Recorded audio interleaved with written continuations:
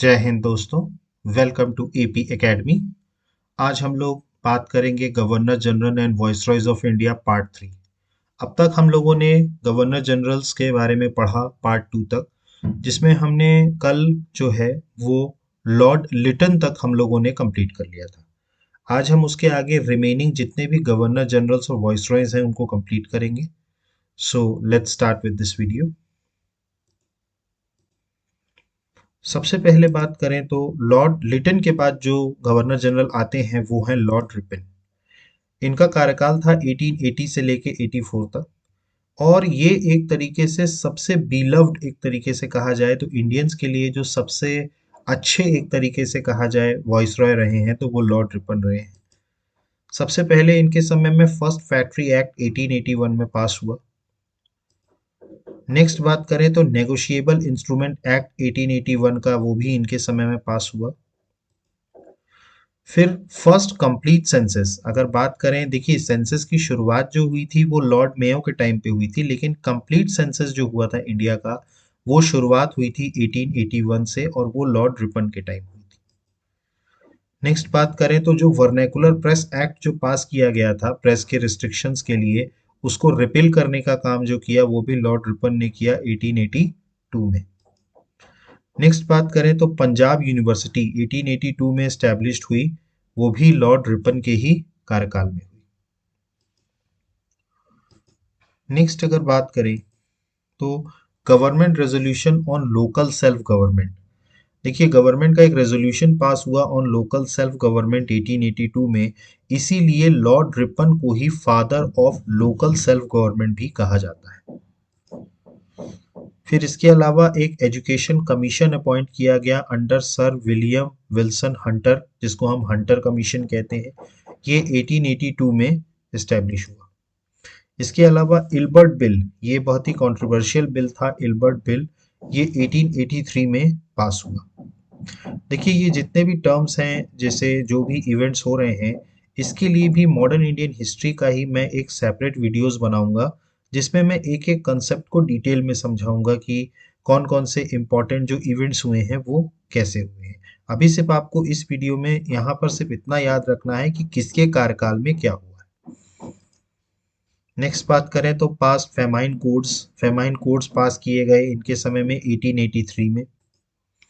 इसके अलावा जो maximum age appearing civil services में जो एज का जो रिडक्शन कर दिया गया था 21 टू 18 लॉर्ड लिटन के द्वारा, तो उसको इन्होंने क्या किया, वापस से 18 से 21 करने का काम किया।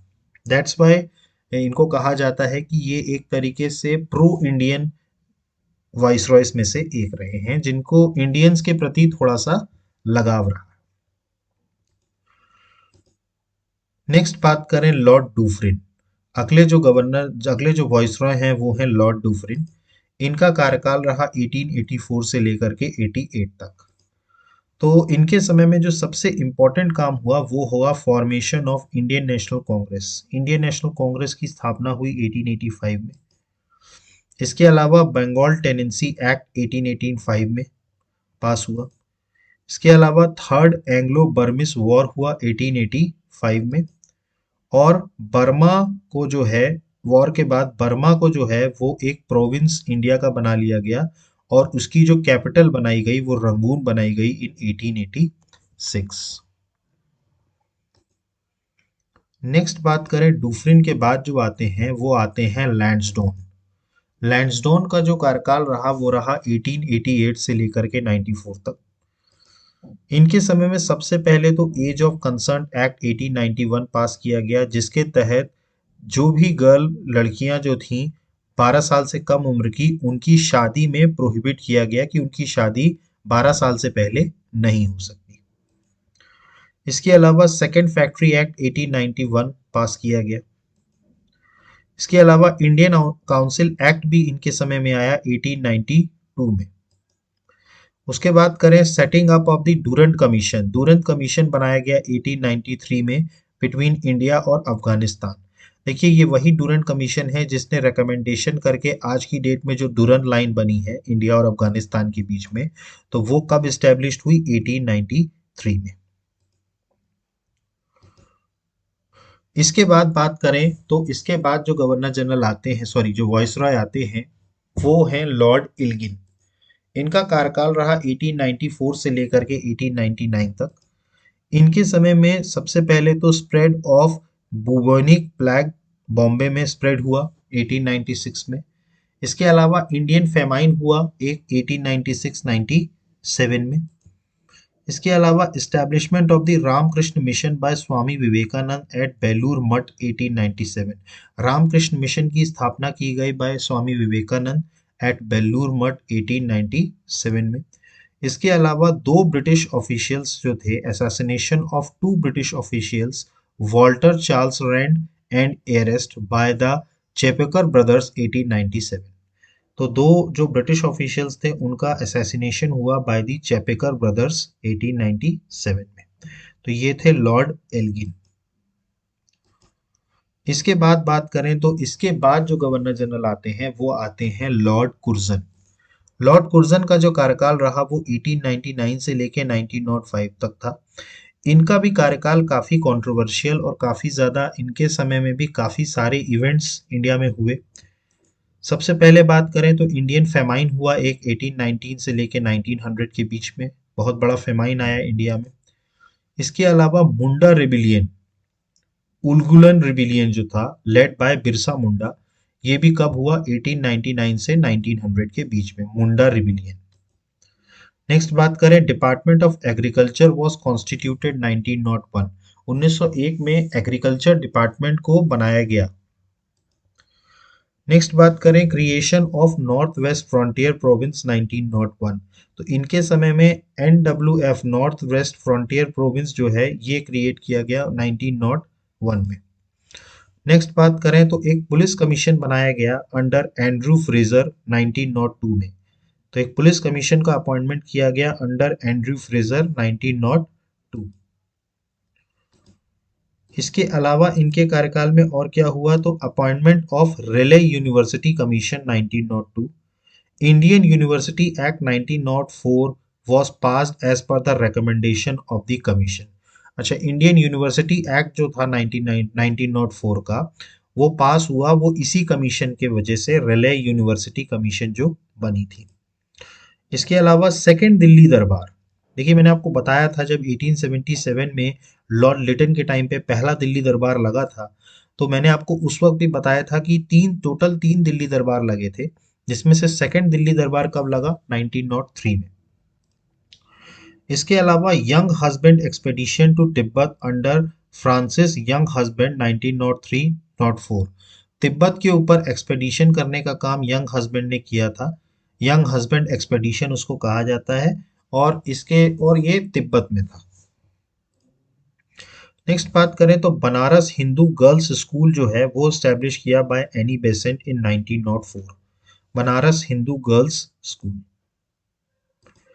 नेक्स्ट बात करें तो कुर्जन के टाइम पर ही एंशियंट मॉन्यूमेंट्स प्रिजर्वेशन एक्ट 1904 पास किया गया, जिसके तहत जो भी सांस्कृतिक धरोहर हैं उनके सुरक्षा को लेकर के एक एक्ट पास किया गया।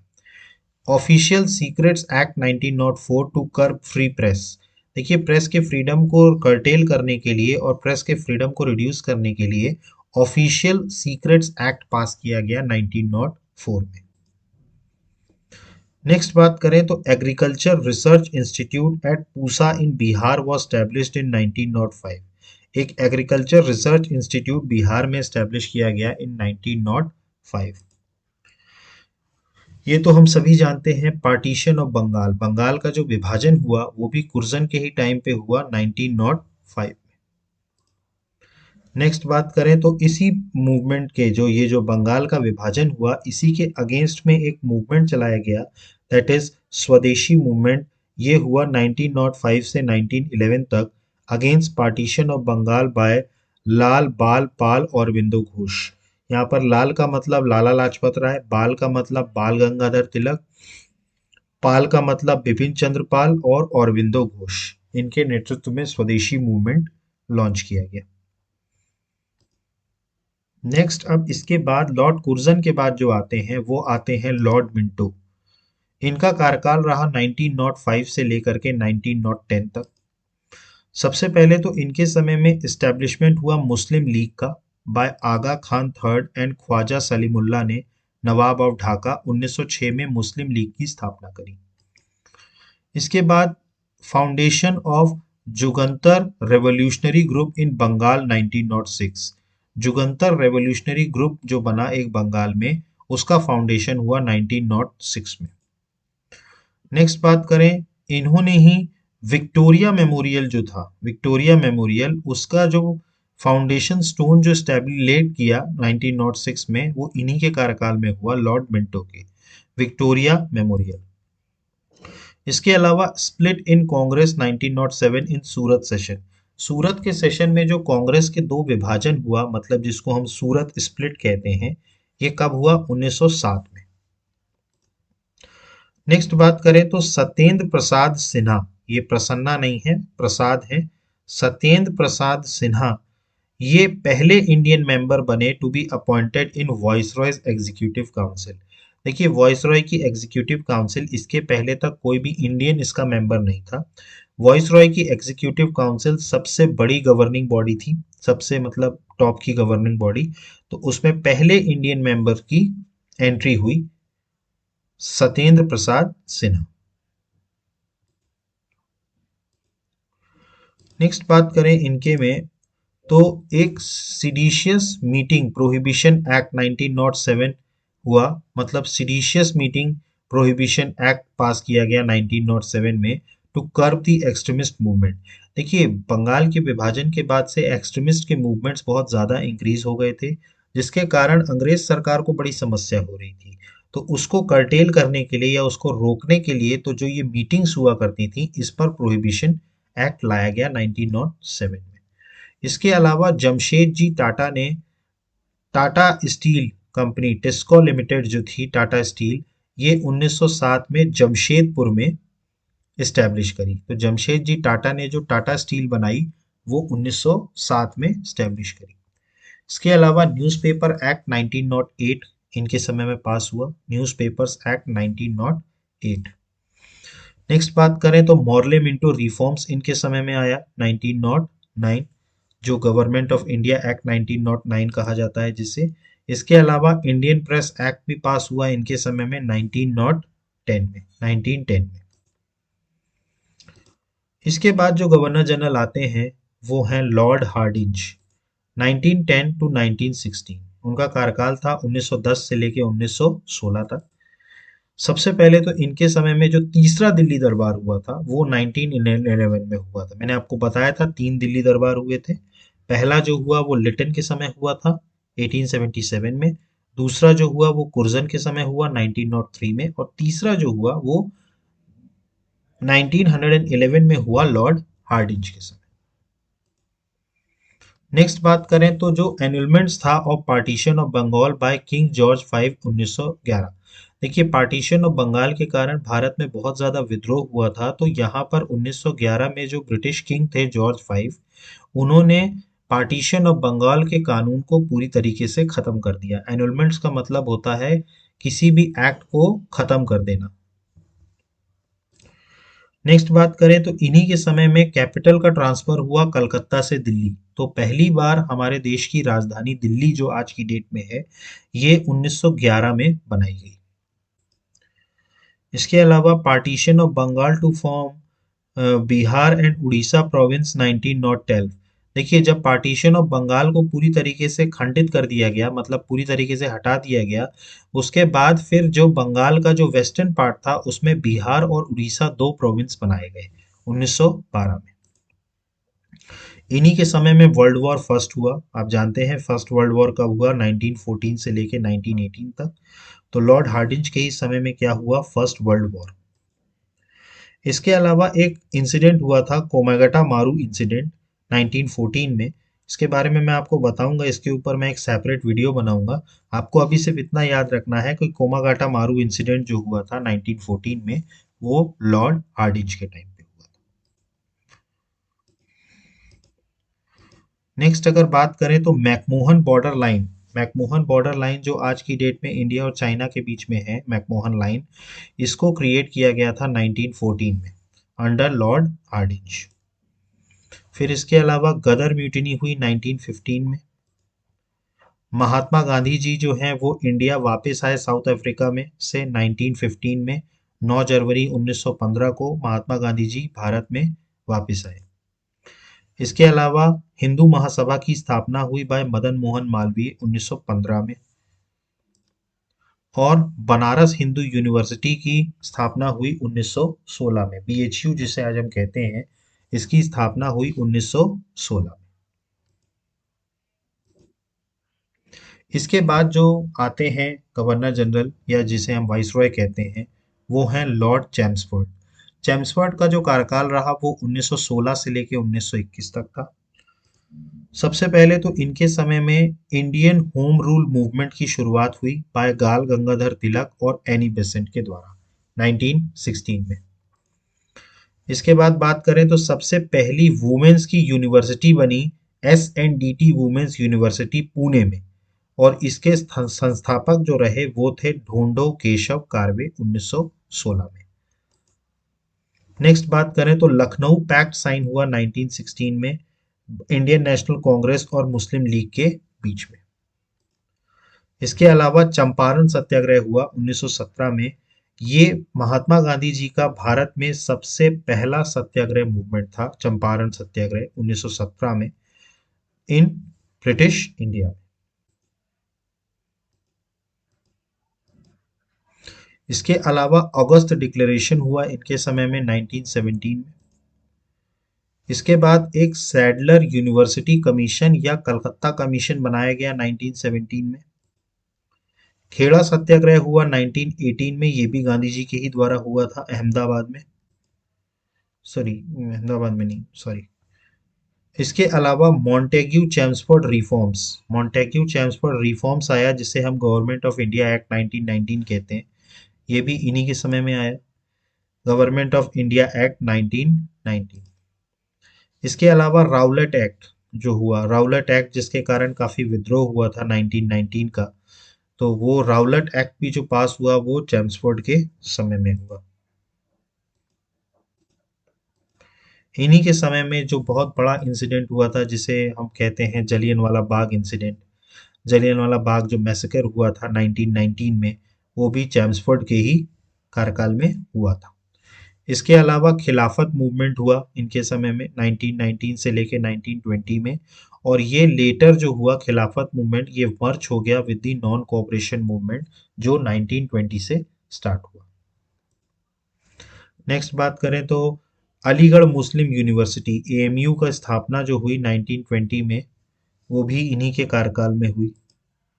इसके अलावा नॉन कोऑपरेशन मूवमेंट जो स्टार्ट हुआ वो 1920 से लेके 22 तक जो चला, वो नॉन कोऑपरेशन मूवमेंट भी स्टार्ट किनके कार्यकाल में हुआ, लॉर्ड चैम्सफोर्ड के। इसके अलावा जो मैंने आपको बताया था कि 3 बैंक को क्लब करके इंपीरियल बैंक ऑफ इंडिया बनाया गया था, bank of Calcutta, bank of Madras and bank of Bombay, इन तीनों को मिला करके इंपीरियल बैंक ऑफ इंडिया बनाया गया 1921 में, जिसको आज की डेट में हम स्टेट बैंक ऑफ इंडिया कहते हैं। तो लॉर्ड चैम्सफोर्ड के बाद जो अगले गवर्नर जनरल आते हैं वो आते हैं लॉर्ड रीडिंग्स का कार्यकाल रहा 1921 से लेकर 26 तक। इनके समय में जो प्रेस एक्ट पास हुआ था 1910 में और जो राउलेट एक्ट पास हुआ था 1919 में, इसको विड्रॉ कर लिया गया, एनलमेंट्स कर दिया गया प्रेस एक्ट 1910 और राउलेट एक्ट 1919 को। इसके अलावा इनके समय में एक मालाबार रिबिलियन हुआ जिसको मोपला रिबिलियन भी कहते हैं। ये सबसे पहला एथनिक रिबिलियन था 1921 में। नेक्स्ट बात करें तो इन्हीं के कार्यकाल में रविन्द्रनाथ टैगोर ने विश्व भारती यूनिवर्सिटी की स्थापना करी 1921 में, रविन्द्रनाथ टैगोर ने। इसके बाद बात करें तो चौरी चौरा इंसिडेंट जो हुआ 1922 में, वो भी इन्हीं के कार्यकाल में हुआ था, और इसी चौरी चौरा इंसिडेंट के बाद नॉन कोऑपरेशन मूवमेंट को महात्मा गांधी ने विड्रॉ कर लिया था। इसके अलावा स्वराज पार्टी जो बनी 1923 में, वो भी इन्हीं के कार्यकाल में बनी, लॉर्ड रीडिंग्स के। इसके बाद बात करें तो एक ली कमीशन बनाया गया 1923 में ऑन पब्लिक सर्विस रिफॉर्म्स। ये ली कमीशन वही कमीशन है जिसके आधार पर यूनियन पब्लिक सर्विस कमीशन जो बनाया गया 1926 में, वो ली कमीशन की रिकमेंडेशंस पे बनाया गया। इसके अलावा रेलवे बजट को जनरल बजट से सेपरेट किया गया था 1924 में। तो रेलवे बजट देखिए, आज की डेट में हमारा जनरल बजट और रेलवे बजट एक साथ आता है, ये प्रक्रिया। लेकिन अगर आप याद करें 2016 के पहले, तो रेलवे बजट अलग आता था और जनरल बजट अलग आता था। तो ये प्रथा की शुरुआत जो हुई थी वो 1924 से हुई थी, और ये प्रथा 2016 तक चली। 2016 के बाद से सरकार ने चेंज करके वापस से वही कर दिया, क्लब करके अब एक सिंगल बजट आता है। इसके अलावा काकोरी ट्रेन रॉबरी हुई 1925 में। इसके अलावा राष्ट्रीय स्वयंसेवक संघ आरएसएस जो है, इसकी स्थापना करी के बी हेडगेवार ने 1925 में, ये भी रीडिंग्स के ही समय हुआ था। इसके अलावा जो हमारी सीपीआई है, कम्युनिस्ट पार्टी ऑफ इंडिया, इसकी स्थापना भी कानपुर में हुई 1925 में। इसके बाद जो गवर्नर जनरल आते हैं वो हैं लॉर्ड इरविन। ये भी काफ़ी इंपॉर्टेंट गवर्नर जनरल रहे हैं। इनका कार्यकाल था 1926 से लेके 1931 तक। इनके समय में सबसे पहले साइमन कमीशन आया 1928 में। इसके बाद नेहरू रिपोर्ट भी इन्हीं के समय हुई, 1928 में नेहरू रिपोर्ट बनी। इसके अलावा लाला लाजपत राय जी जो थे, हमारे नेता थे, जो उनकी डेथ जो हुई वो 1928 में हुई। इसके अलावा 14 पॉइंट्स जिन्ना ने दिए थे 1929 में। इसके अलावा पूर्ण स्वराज का डिक्लेरेशन किया गया 1929 में। मेरठ कॉन्स्पिरेसी केस हुआ 1929 में। और बॉम्बिंग हुई in central legislative assembly by Bhagat Singh and Batukeshwar Dutt 8 April 1929 को, जो सेंट्रल लेजिस्लेटिव असेंबली में बॉम्ब फेंका गया था। इसके अलावा दीपावली डिक्लेरेशन हुआ 31 अक्टूबर 1929 में, to grant India dominion status in due course.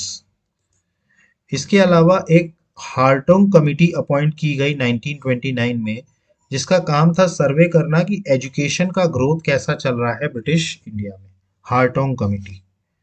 इसके अलावा सिविल डिसोबीडियंस मूवमेंट की भी शुरुआत की गई, और जो नमक सत्याग्रह था, सॉल्ट मार्च, वो किया गया 1930 में।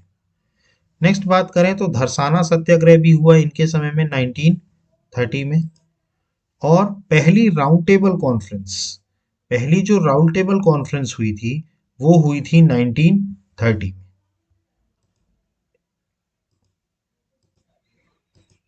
इसके अलावा इलाहाबाद एड्रेस हुआ बाय सर मोहम्मद इकबाल 1930 में।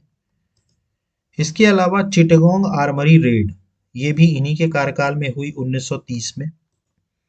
उसके बाद बात करें गांधी इरविन पैक्ट, ये बहुत ही इंपॉर्टेंट पैक्ट था जो 1931 में हुआ, और 23 मार्च को एग्जीक्यूशन हुआ, मतलब फांसी पे चढ़ाया गया भगत सिंह, शिवराम राजगुरु और सुखदेव थापर को 1931 में।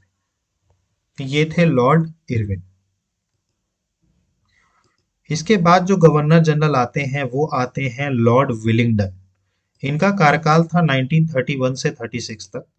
इनके समय में सेकेंड राउंड टेबल कॉन्फ्रेंस हुई 1931 में। इसके अलावा कम्युनल अवार्ड भी अनाउंसमेंट हुआ बाय रैमसे मैकडोनाल्ड इन 1932। इसके अलावा पूना पैक्ट साइन हुआ between Mahatma Gandhi and B R Ambedkar in 1932, Poona pact जो साइन किया गया था। इसके अलावा थर्ड राउंड टेबल कॉन्फ्रेंस भी इन्हीं के समय में हुई 1932 में। इसके अलावा पाकिस्तान का डिक्लेरेशन भी हुआ 1933 में, ये भी लॉर्ड विलिंगडन के ही टाइम पे हुआ था। इसके अलावा foundation of Congress socialist party 1934, तो कांग्रेस सोशलिस्ट पार्टी की स्थापना हुई 1934 में।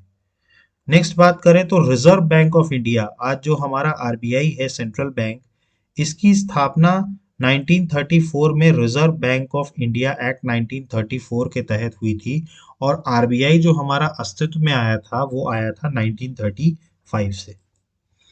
इसके अलावा गवर्नमेंट ऑफ इंडिया एक्ट 1935 भी इन्हीं के समय में पास किया गया, और ऑल इंडिया किसान सभा का फॉर्मेशन 1936 में लॉर्ड विलिंगडन के ही टाइम पे हुआ। इसके बाद जो गवर्नर जनरल आते हैं वो आते हैं लॉर्ड लिंथगो। लिंथगो का कार्यकाल था 1936 से लेकर के 43 तक। इनके समय में सबसे पहले प्रोविंशियल इलेक्शन हुए 1937 में। इसके अलावा इंडियंस को एंट्री मिली, मतलब इन्हीं के टाइम पे, लिलिंथ गो के टाइम पे ही सेकेंड वर्ल्ड वॉर की शुरुआत हुई 1939 में। और इन्होंने बिना किसी इंडियंस से या बिना कांग्रेस से पूछे इंडियंस को वर्ल्ड वॉर सेकेंड में एंट्री करवा दी थी। इसके अलावा डे ऑफ डिलीवरेंस हुआ 1939 में। ये डे ऑफ डिलीवरेंस जो था ये मोहम्मद अली जिन्ना ने दिया था, क्योंकि इस टाइम पर कांग्रेस ने, चूंकि इंडियंस को बिना उनसे पूछे एंट्री करवा दी थी वर्ल्ड वॉर में, तो इस कारण से कांग्रेस ने जितनी भी मिनिस्ट्री फॉर्म हुई थी उन सब ने क्या कर दिया था, रिजाइन कर दिया था। तो उस खुशी में उन्होंने डे ऑफ डिलीवरेंस करवाया था 1939 में। इसके अलावा ऑल इंडिया फॉरवर्ड ब्लॉक की स्थापना हुई 1939 में। ये सुभाष चंद्र बोस की संस्था थी। सुभाष चंद्र बोस जी ने इस संस्था को बनाया था। इसके अलावा लाहौर रेजोल्यूशन हुआ 1940 में, जिसके तहत पाकिस्तान की डिमांड सबसे पहली बार ऑफिशियली मुस्लिम लीग के द्वारा लाहौर रेजोल्यूशन में पास किया गया 1940 में। इसके अलावा ऑगस्ट ऑफर इनके समय में आया 1940 में।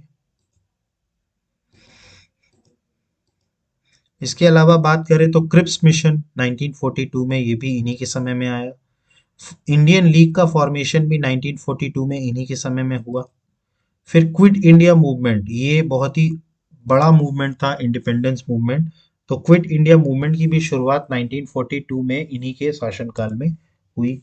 इसके अलावा इंडियन नेशनल आर्मी का फॉर्मेशन हुआ 1942 में। फिर उसके बाद बात करें तो बंगाल फेमाइन हुआ 1943 में। ये बहुत बड़ा फेमाइन था। इसके बाद जो गवर्नर जनरल आते हैं वो आते हैं लॉर्ड वेवेल। लॉर्ड वेवेल का कार्यकाल था 1943 से लेकर के 47 तक। इनके समय में सीआर फॉर्मूला सबसे पहले तो लाया गया 1944 में। ये सी राजगोपालाचार्य के द्वारा लाया गया था। इसके अलावा शिमला कॉन्फ्रेंस हुई 1945 में। इसके अलावा वर्ल्ड वॉर सेकेंड की खत्म हुआ 1945 में। इसके अलावा इंडियन नेशनल आर्मी का ट्रायल भी हुआ था इन्हीं के समय में 1945-46 में। और कैबिनेट मिशन जो आया 1946 में, जिसके तहत हमारी कॉन्स्टिट्यूएंट असेंबली की स्थापना की गई। इसके अलावा बात करें डायरेक्ट एक्शन डे, ये मोहम्मद अली जिन्ना ने अनाउंस किया था, क्योंकि वो पाकिस्तान चाह रहे थे, अलग पाकिस्तान देश चाह रहे थे। तो ये हुआ था डायरेक्ट एक्शन डे 16 अगस्त 1946 को। फिर इसके अलावा इंटरिम गवर्नमेंट भी फॉर्म हुई 1946 में। एक आंतरिक सरकार बनी, वो कब बनी, 1946 में। इसके अलावा रॉयल इंडियन नेवी की म्यूटिनी हुई 1946 में ही। रॉयल इंडियन नेवी की म्यूटिनी हुई। इसके बाद जो गवर्नर जनरल आते हैं, या जो वॉइसरॉय कहते हैं, और ये सबसे आखिरी, एक तरीके से कहा जाए तो ब्रिटिशर्स के सबसे आखिरी गवर्नर जनरल और वॉइसरॉय रहे हैं, जिनका नाम था लॉर्ड माउंटबेटन। इनका जो कार्यकाल था वो था 21 फरवरी 1947 से 15 अगस्त 1947 तक। ये इन्हीं के समय में इंडियन इंडिपेंडेंस एक्ट पास हुआ 1947 में, 18 जुलाई 1947 को, जिसके तहत ही हमें आज़ादी मिली थी 15 अगस्त 1947 को। और इन्हीं के समय में एक रेडक्लिफ कमीशन बनाया गया था, जिसके चेयरमैन थे क्राइलिन Radcliffe, to demarcate the borders of line of Bengal and Punjab province. देखिए, इंडिया और पाकिस्तान जब दो नेशंस बने, तो उसके बाद उनके बॉर्डर्स को डिमार्केट करने के लिए एक रेडक्लिफ लाइन बनाई गई। इसके लिए कमीशन बनाया गया, रेडक्लिफ कमीशन। तो ये थे लॉर्ड माउंटबेटन, और ये ब्रिटिश गवर्नमेंट के सबसे आखिरी वॉइसरॉय या गवर्नर जनरल थे। इसके बाद इंडियन इंडिपेंडेंस एक्ट पास होने के बाद फिर से इनको गवर्नर जनरल बनाया गया। लेकिन अब जो बने गए वो 1947 से 50 तक जो गवर्नर जनरल्स थे वो इंडिया के डोमिनियन के थे। मतलब इंडिया तब आज़ाद हो चुका था। 15 अगस्त 1947 को इंडिया एक डोमिनियन, टू डोमिनियंस बने थे, इंडिया और पाकिस्तान। और उसके तहत जो गवर्नर जनरल्स थे अब वो बने डोमिनियन ऑफ इंडिया के। तो उसी में जो सबसे पहले गवर्नर जनरल थे इंडियन डोमिनियन के, वो भी लॉर्ड माउंटबेटन थे। तो उनका जो कार्यकाल था as a dominion of India governor general, 15 अगस्त 1947 से लेकर 21 जून 1948 तक, और ये सबसे पहले गवर्नर जनरल थे यूनियन ऑफ इंडिया के। याद रखिएगा, माउंटबेटन सबसे लास्ट गवर्नर जनरल थे ब्रिटिश गवर्नमेंट के भी, और जो सबसे पहले गवर्नर जनरल थे यूनियन ऑफ इंडिया के वो भी कौन थे? Lord Mountbatten. इसके बाद लॉर्ड माउंटबेटन के बाद जो गवर्नर जनरल बने, जो सबसे आखिरी कहा जाए तो गवर्नर जनरल थे, वो थे सी राजगोपालाचारी। इनका कार्यकाल रहा 21 जून 1948 से लेकर के 26 जनवरी 1950 तक। ये सबसे आखिरी गवर्नर जनरल ऑफ इंडिया थे जब इस ऑफिस को परमानेंटली एबॉलिश कर दिया गया 1950 में। तो ये सबसे last governor general of India थे। इसके अलावा ये सबसे पहले और only Indian born governor general थे इंडिया के। सबसे मतलब पहले और सबसे, अगर एज एन इंडियन बात की जाए तो सबसे पहले और ओनली जिसे कहा जाए, सिर्फ और सिर्फ यही गवर्नर जनरल थे इंडिया के। तो यहाँ पर आकर के हमारे जितने भी गवर्नर जनरल्स थे और वॉइस रॉयस थे, ये कंप्लीट होता है। आई होप कि इन तीनों पार्ट्स अगर आप ध्यान से और अच्छे से इसको 2 से 3 बार अगर आप देखेंगे इन वीडियोस को, तो बहुत सारी चीज़ें मॉडर्न हिस्ट्री की आपको मेमोराइज हो जाएंगी सिर्फ इन गवर्नर जनरल के वीडियोस से। बहुत से सीक्वेंस आपको पता चल जाएंगे कि कब कौन सा इवेंट हुआ, कब कौन सी चीज़ें हुई। अब इसके बाद मैं ये जितने भी मॉडर्न हिस्ट्री में जो इवेंट्स हुए हैं इनके ऊपर भी वीडियोस बनाऊंगा, हर एक टॉपिक के ऊपर वीडियो बनाऊंगा। एंड यहाँ पर आकर के हमारा ये लेक्चर ख़त्म होता है, governor generals and viceroys of India. And I hope कि आपको ये हमारा लेसन जो है, हमारा जो चैनल है, पसंद आ रहा होगा। अगर आपको हमारा चैनल पसंद आ रहा है तो प्लीज़ हमारे चैनल को लाइक कीजिए, सब्सक्राइब कीजिए और मैक्सिमम से मैक्सिमम शेयर कीजिए। So guys, thank you, have a good day, जय हिंद।